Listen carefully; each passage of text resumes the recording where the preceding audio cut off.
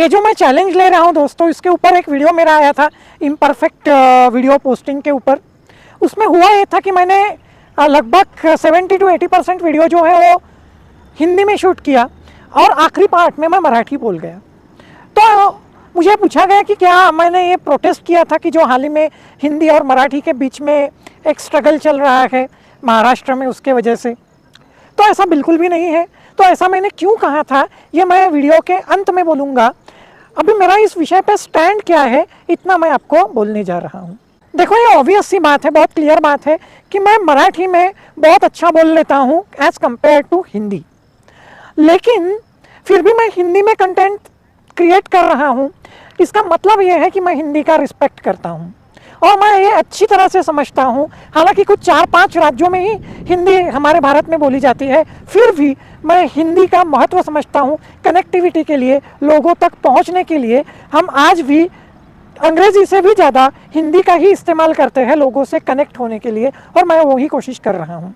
और मैं ये भी मानता हूँ कि बचपन से मैंने हिंदी थोड़ी और अच्छी सीखनी चाहिए थी और मुझे हिंदी सीखने की ज़रूरत भी है और मैं उस दिशा में प्रयास करना चाहता भी हूँ। और जल्द मैं बहुत डिसिप्लिन के साथ एक पैटर्न में उसकी तैयारी स्टार्ट भी कर दूँगा। फिर अभी महाराष्ट्र का जो इशू है हिंदी का, कि गवर्नमेंट ने स्टैंड लिया था कि प्राइमरी एजुकेशन से लेकर हम हिंदी को कंपलसरी कर देंगे और इसके खिलाफ आंदोलन शुरू हुआ। अब उसके पॉलिटिकल पहलू भी है, इसको पॉलिटिसाइज कुछ हद तक किया जा रहा है, ये बात भी सच है, लेकिन बात उतनी ही नहीं है। इस बात को हमें समझना होगा और ये भी समझना होगा कि जो उसको समर्थन मिल रहा है महाराष्ट्र में वो किसी ब्रांड का समर्थन नहीं है, चाहे वो ठाकरे ब्रांड क्यों ना हो। वो सिर्फ उस मुद्दे के खिलाफ लोगों की जो राय है, उसको जो आवाज़ मिल रही है, उसके वजह से लोगों का रिस्पॉन्स मिल रहा है। मुझे इसका पॉलिटिकल एनालिसिस नहीं करना है, लेकिन बात यह है दोस्तों कि हमें किस चीज़ की ज़रूरत है। जो हमारे छोटे छोटे नन्हे नन्हे बच्चे हैं, उनके ऊपर जो स्कूल बैग्स होती है, उसका जो वेट होता है, उसको कम करने की ज़रूरत है। अब उसके लिए हमें प्रयास करने पड़ेंगे, लेकिन उसमें अगर हम एक सब्जेक्ट उनका बढ़ा देते हैं तो फिर उनके ऊपर बर्डन आ जाएगा। ये एक प्रॉब्लम है।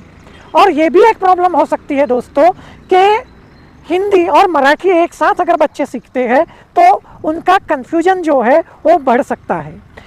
दूसरी बात यह है कि हमें ग्रास रूट के बारे में भी सोचना है। एजुकेशन सिर्फ शहरी लोगों के लिए है ऐसा नहीं है, एजुकेशन ग्रास रूट के लिए भी है। और ग्रास रूट में हम उतनी बुनियादी जो सुविधाएं हैं वो नहीं दे पाए हैं, हम वो बुनियादी सुविधाएं जो है वो नहीं दे सकते, ये भी उतना ही सच है।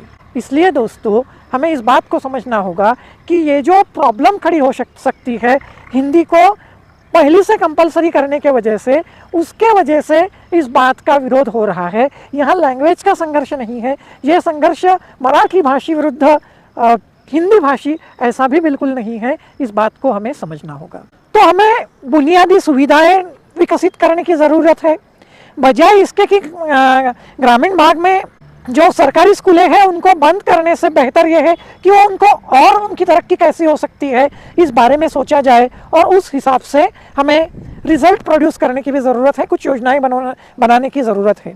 और मैं ये सोचता हूँ दोस्तों कि जो बेसिक एजुकेशन है प्राइमरी लेवल का, वो जितना हम सिंपल रखेंगे, यानी आसान तो अलग बात है, लेकिन सिंपल यानी जो भी बच्चे पढ़ रहे हैं उनको वो एजुकेशन को ग्रहण करने में जितनी सहूलियत होगी, आसानियत होगी, जितना उनका कन्फ्यूजन कम होगा, वो जितना कम कॉम्प्लेक्स रहेगा उतना बेहतर है। और हमें बेस बिल्डिंग के ऊपर ध्यान देने की ज़रूरत है। तो हमने ये समझ लिया कि ये जो इशू है हिंदी का जो महाराष्ट्र में खड़ा हुआ, वो कोई ऐसा लैंग्वेज का संघर्ष फिलहाल तो नज़र नहीं आ रहा है। तो हमें यह समझना होगा कि इसका समाज में क्या परिणाम हो रहा है या इसका पॉलिटिसाइजेशन क्यों हो रहा है, कैसे हो रहा है।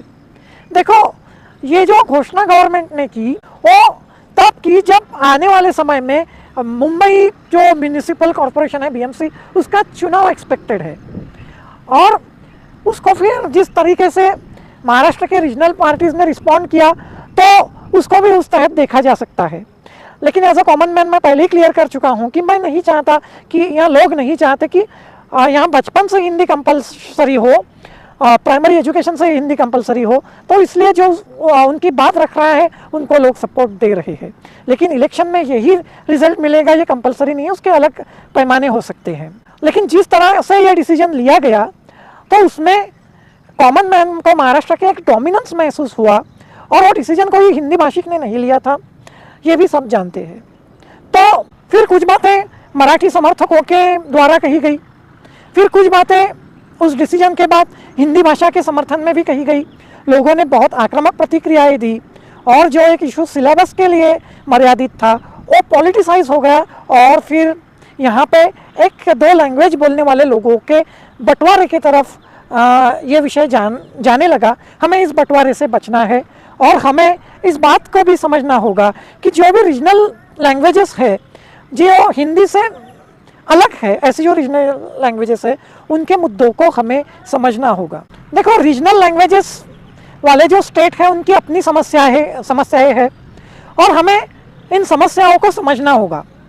जो हमारे देश में यूनिटी इन डाइवर्सिटी है वो क्यों है? क्योंकि हमने आज तक डाइवर्सिटी का रिस्पेक्ट किया है, किसी पे कोई चीज़ थोपी नहीं है। तो हमें इस डाइवर्सिटी का भी रिस्पेक्ट करना होगा, किसी पे कोई चीज़ हम थोप नहीं सकते, इस बात को हमें समझना होगा। लेकिन फिर भी हिंदी का एक अपना महत्व है, ये मैंने पहले भी क्लियर किया है। और सिंपल सी चीज़ है, हम लोग क्रिकेट देखते हैं। अब समझो कोई साउथ का खिलाड़ी हो, कोई महाराष्ट्र का खिलाड़ी हो, वो अगर टीम में सिलेक्ट होता है तो उससे तो हिंदी ही बोलनी पड़ेगी, क्योंकि वो मेजॉरिटी की लैंग्वेज है, ये सब हमें पता है। तो हिंदी का एक अपना महत्व है, हिंदी को पढ़ना भी चाहिए, ये भी मैं मानता हूँ। मैं खुद पढ़ना चाहता हूँ, अगर मुझे अपना मैसेज ज़्यादा लोगों तक ले जाना है तो हिंदी का कोई ऑप्शन नहीं है। लेकिन हम हिंदी को थोप नहीं सकते। जो साउथ के स्टेट्स का हिंदी को विरोध रहा है उसके भी अपने मायने हैं। साउथ के लोग हिंदी को विरोध करते हैं, इसका मतलब उनके देश प्रेम में कोई खोट है, ऐसा नहीं होता है। और साउथ के लोगों को जब हम ध्यान में लेते हैं तब अंग्रेजी का भी एक कनेक्टिविटी में रोल रहा है, ये बात भी उतनी ही सच है।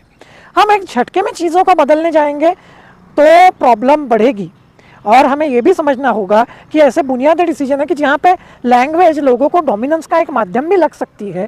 साउथ के लोगों को ये डर भी है कि जो हिंदी अगर यहाँ कंपलसरी हो जाती है तो उनके लिए जॉब मिलना भी शायद मुश्किल हो जाए। तो ये सब चीज़ें जो है लोगों का क्यों अपोज है, ये समझ के हमें चीज़ों को हैंडल करना होगा, ये बात भी उतनी ही सच है। इस तरह एकदम से डिसीजन लेने के फ़ायदा नहीं है कि प्राइमरी से हिंदी को कंपलसरी कर दो। ये भी सोचना है कि हमने उसके लिए कितनी बुनियादी तैयारी की हुई है। ये एजुकेशन सिर्फ शहरी लोगों का नहीं है, लेकिन ये भी सच है कि सिलेबस से हर चीज़ हम नहीं सीख सकते, नहीं सिखाई जा सकती। लेकिन हिंदी का प्रसार और ज़्यादा हो, इसके लिए हम एफर्ट ले सकते हैं और एक स्ट्रेटेजिक प्लानिंग बना सकते हैं। तो इस संघर्ष को हिंदी बनाम मराठी इस तरह से नहीं लेना चाहिए। ये प्रॉब्लम सिर्फ मराठी लोगों का है कि जहाँ वो अपने बच्चों को सही तरह से शिक्षण मिले, उन शिक्षण में बाधाएं ना आए, इसके लिए चिंतित है और कुछ नहीं। और एक बात दोस्तों, फिर मेरे उस वीडियो में ऐसा क्यों हो गया था कि मैंने आधे पार्ट में मराठी बोली थी, आधे यानी वो सिर्फ 20 या 10% पार्ट था। तो एक्चुअल में ये हो गया था कि मुझे हर दिन वीडियो पोस्ट करना था, और जब मुझे हर दिन वीडियो पोस्ट करना था तो मेरे से गलती ये हो गई कि 1-2 दिन का गैप आ गया था।